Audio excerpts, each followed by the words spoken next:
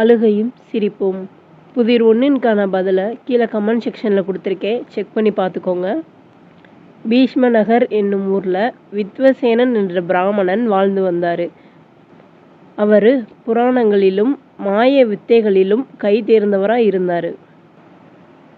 முக்கியமாக கூடு விட்டு கூடு பாயும் வித்தையையும் தெரிஞ்சு வச்சுருந்தார்.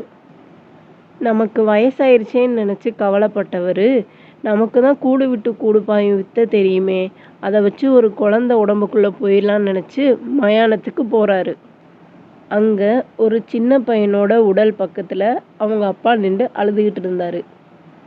வித்தியசேனன் அவர்கிட்ட போய் ஏன் அழுகிறீங்கன்னு கேட்டார்.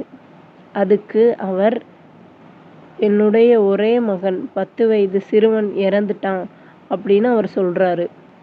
அதுக்கு வித்தியசேனன், உங்கள் மகனை நான் உயிரோடு கொண்டு வரேன்னு சொன்னார். அவங்க அப்பாவும் சந்தோஷப்பட்டு, வாழ்நாள் முழுக்க உங்களுக்கு நான் அடிமையாக இருப்பேன் சாமி அப்படின்னு சொன்னார். அதுக்கு வித்தியசேனன், உங்கள் மகன் உயிரோடு வந்ததும் என்னை உடலை அடக்கம் பண்ணிருங்கன்னு அவர் சொல்கிறாரு. அந்த அப்பாவும் சரி சாமி அப்படின்னு சொல்லிட்டாரு. அதுக்கப்புறம் வித்தியசேனன் அந்த சிறுவனோட உடல் பக்கத்தில் போய் மந்திரத்தை சொல்ல ஆரம்பித்தார்.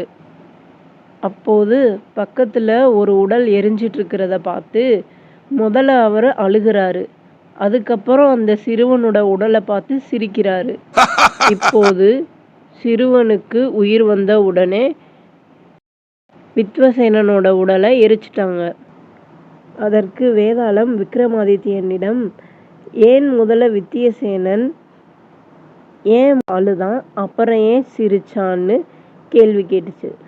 இந்த புதிருக்கான பதிலை நான் நெக்ஸ்ட் வீடியோவில் சொல்கிறேன். இந்த வீடியோ உங்களுக்கு பிடிச்சிருந்தா லைக் பண்ணுங்கள், ஷேர் பண்ணுங்கள், கமெண்ட் பண்ணுங்கள், மறக்காமல் சப்ஸ்கிரைப் பண்ணிடுங்க. பாய்.